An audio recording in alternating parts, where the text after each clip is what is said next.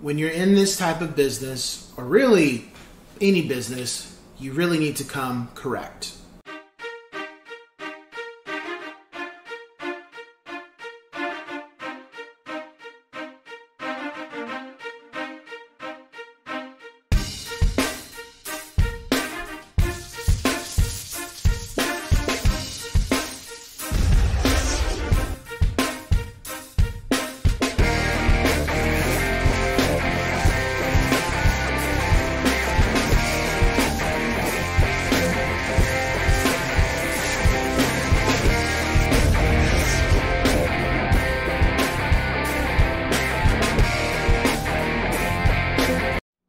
What's going on, ladies and gents in Cyberland? Coming back to another educational video, and this time I'm going to be just talking really about just something I've noticed from my experiences, and just something that anybody, and you can apply this to any type of business you're in, and I'd like to just say come correct. So what that means to me is, in any profession, you give it 100%. Regardless of how you may be feeling about the job, regardless of what's going on in your personal life, regardless of, things that you can't control, come correct, meaning come 100%, give it your all. Because at the end of the day, you're doing a job, or you've been tasked to do a job, and whoever you're working for doesn't want to know about everything outside of doing the job. Now, that can come off a little harsh because everybody's got issues and personal problems. However, the thing about that is once that stuff starts creeping into your job or your career or your business, that's when things can really go haywire. And especially if you're responsible for other people, if people are relying on you for you to do their job so they can continue to do their job, or you happen to own a company and you're responsible for these people's lives here. And we have seen, unfortunately, throughout the last couple decades of what has happened when you have people that aren't coming 100% correct, and the ramifications has caused thousands of employees at the end of the day, aka Enron, WorldCom, Washington Mutual. That's those things that I can recall in my lifetime so far that had some serious ripple effects that eventually caused the 2008 housing issue. So it's those things that are important. So I had a situation with a client where recently they were just having a bad day, and they were kind of venting to me about what was going on, and I just stayed quiet, listened to what they had to say, and then once they got out everything, I just asked them, "Do you feel better?" And they actually said, "Yeah, I do." I said, and that was the point. Now, this is what we can do to move forward. And I gave them a bunch of options with how they were feeling. And honestly, this had nothing to really do with real estate. This was really something personal for them. But even though I'm a realtor, I'm still a human being. I still have feelings, and I still have emotions and stuff. And I wanted them to understand that I'm not just a realtor to you. I'm trying to be a friend and try to give advice if you're asking. And I gave them some options. I said, think over those options, and if you come up with anything, write it down and think over how's the best way to proceed before you make a decision, and make a decision based on what's logically the best course of action, not how you feel it should be. Because in reality, the world doesn't thrive on feelings or emotions. It thrives on what's right, what's wrong, checks and balances, black and white. If you try to force things into outside of that, it's not really going to go in your favor, no matter what you may think or feel it should be. Now, things can happen, but so that was a situation I had. Another situation, and this is where I'm saying coming correct. You're coming to the job to not only do your job,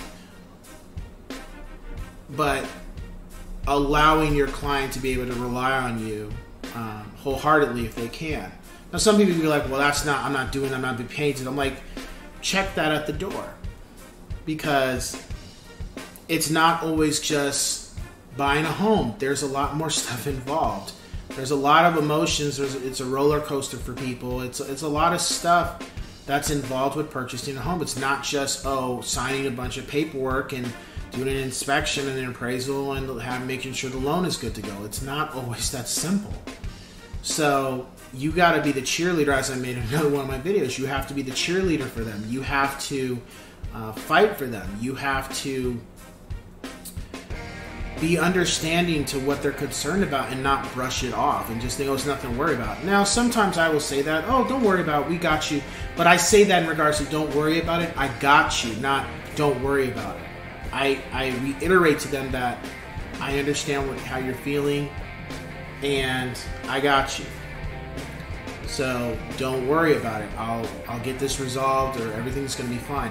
Reassuring them, because again, for a lot of people, the biggest thing in their life is going to be purchasing a home. And for newlyweds, the biggest thing after that is going to be having a child. Those are some pretty significant changes one can do. Besides, buying a car, yeah, buying a home, it's a big thing. And raising a family is a big thing. So, and that client wasn't concerned about what I may have been feeling in regards to my own personal life. That's not what the discussion was about. It was about what was on their mind. And that's what I mean when I say come correct. However you're feeling or what's going on with you, check that shit at the door. Don't bring that to your client. Now, don't get me wrong. When everything's said and done, they have their home, they're now living their life, you can call them and ask them some advice. Because I've done with my clients where I ask them their own opinion, their advice about a situation that has nothing to do with real estate, because it's an entirely different situation now. The really important thing is done. Now it's just having a discussion about other things, because again, I like to talk to my clients about things that are not always real estate, whether it's movies or music or foods or just different things. And with that,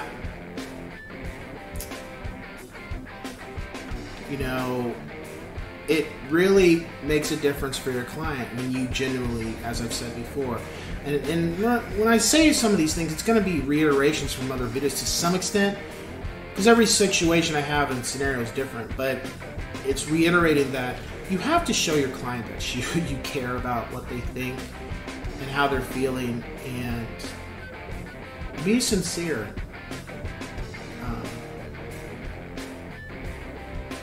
I don't know how else to put it. You just have to care about who you're helping.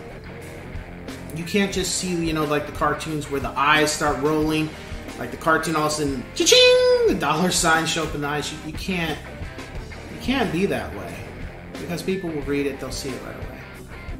You have to do everything. And then some people will think that already anyway. They're going to tell you right out, like, hey, this is just business for me, and that's fine. However, that doesn't mean you still need to be that way with them. They can be that way with you, but you can still hold yourself to a different standard. And maybe that can have them change their approach, or they could still be that way. But at least they'll know not all realtors are just about the dollar sign. Some of them genuinely want to help people and be good at their profession. So again, even when you're feeling some type of way about something in your personal life, or just overall things are not going how you hope they would, when you're working with your client, that's not something you need to project to them. Being angry about something, bringing anger into the conversation, or feeling some type of way because of something that happened with your husband, your girlfriend, your kids, your car, your home. They hired you for a job, and that's not part of a job. You bringing in what's going on in your personal life is not what they hired you for. So keep that in mind when you're working as a professional, or even when you're a mechanic, or you are building computers for people, or you're in the fashion industry, like check that stuff at the door. So, that being said, I will catch you guys in the next one. Take care.